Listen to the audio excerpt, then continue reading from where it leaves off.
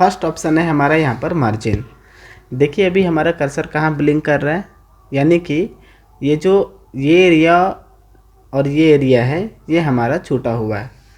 तो मार्जिन के ऑप्शन से हम लोग यहाँ पे पेज के मार्जिन को सेलेक्ट कर सकते हैं, चेंज कर सकते हैं। तो अभी आप देख रहे हैं कि ये जो टॉप और बॉटम का जो एरिया है वह कम हो चुका है।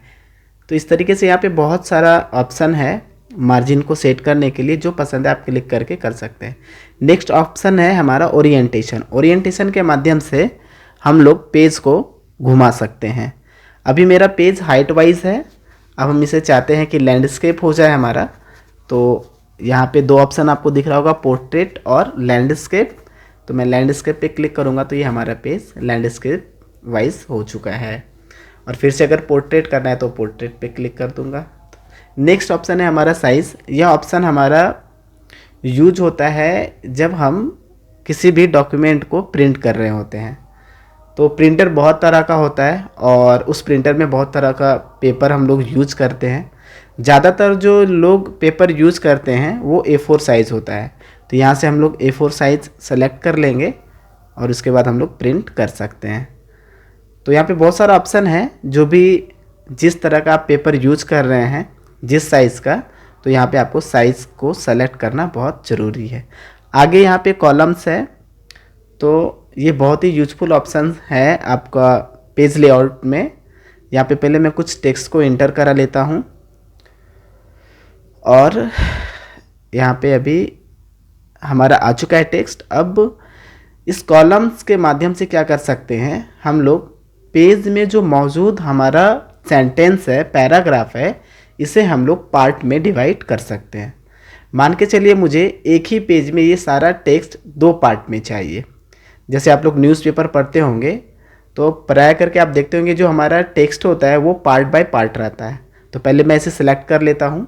सेलेक्ट करने के बाद यहाँ पर मैं 2 पे क्लिक करूँगा तो देखिए डॉक्यूमेंट के अंदर मौजूद जो पैराग्राफ है वो हमारा दो पार्ट्स में डिवाइड हो गया है। और यहाँ पे कुछ यहाँ पे जगह भी हमें बच गया है।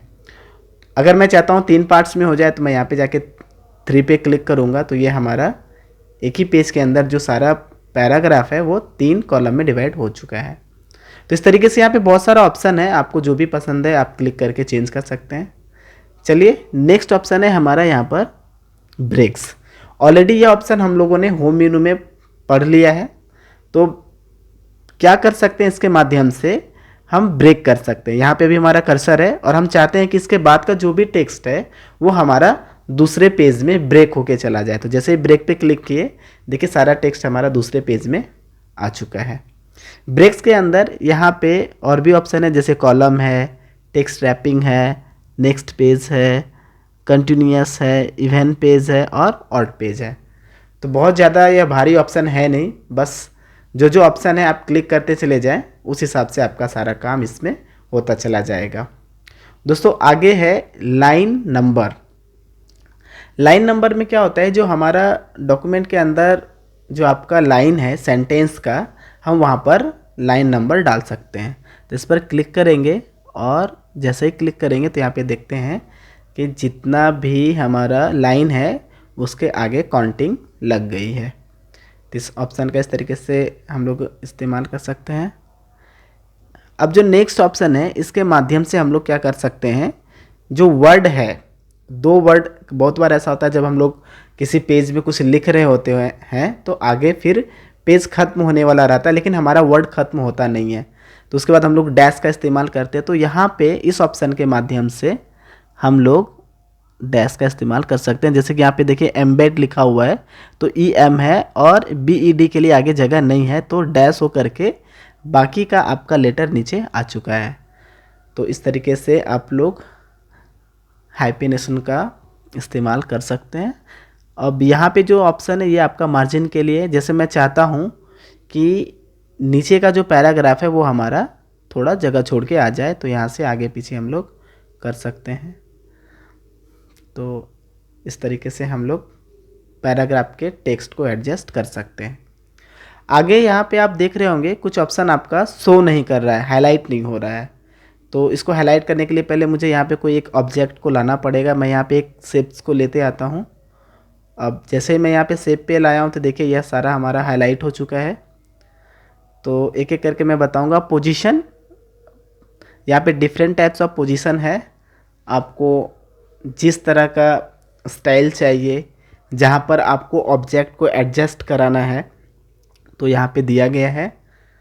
तो आप उस पर जाकर सेलेक्ट करके अपने ऑब्जेक्ट को अलग अलग पोजीशन में एडजस्ट कर सकते हैं।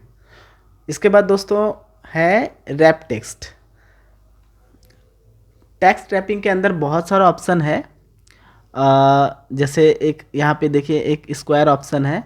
ये क्या होता है, जैसे मानो मैं कोई एक इमेज को इंसर्ट करता हूँ और इमेज को इंसर्ट कराने के लिए यहाँ ड्राइव में हमारा एक कोई इमेज को सेलेक्ट कर लेता हूँ।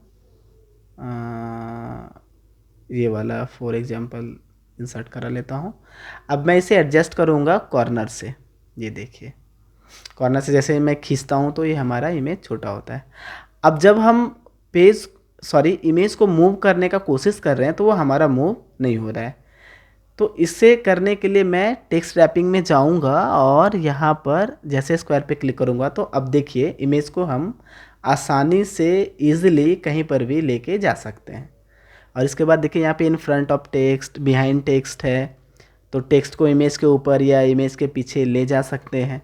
तो कई ऑप्शन है, हम इसका यहाँ पे इस्तेमाल कर सकते हैं। अब जो नेक्स्ट ऑप्शन है वो है हमारा एलाइन। एलाइन के माध्यम से हम लोग किसी भी ऑब्जेक्ट को या कोई भी हमारा इमेज है उसे टॉप, लेफ्ट, राइट, बॉटम पे हम एडजस्ट कर सकते हैं। तो इसके लिए मैं पहले यहाँ पे एक शेप्स ले लेता हूँ एंड पेज लाइट पे क्लिक करूँगा और यहाँ पे एलाइन में जाऊँगा। यहाँ पे देखिए बहुत सारा ऑप्शन है। जैसे जैसे आप क्लिक करेंगे तो देखिए ऑब्जेक्ट भी हमारा उस जगह पर,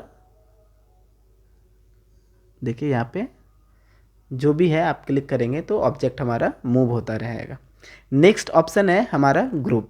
तो इस ऑप्शन के माध्यम से हम लोग ग्रुप बना सकते हैं। जैसे यहाँ पे दो ऑब्जेक्ट है और ये दोनों ऑब्जेक्ट अभी आपका अलग अलग है। मैं चाहता हूँ कि ये दोनों ऑब्जेक्ट एक साथ में एक लिंक हो जाए, ताकि किसी एक को अगर मूव करें तो ये दोनों ऑब्जेक्ट हमारा मूव हो जाए।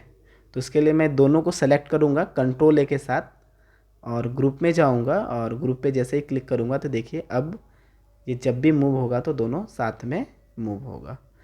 और ये जो लास्ट ऑप्शन है आपका वो है रोटेट। रोटेट के माध्यम से हम लोग इसे रोटेट कर सकते हैं। So thank you guys.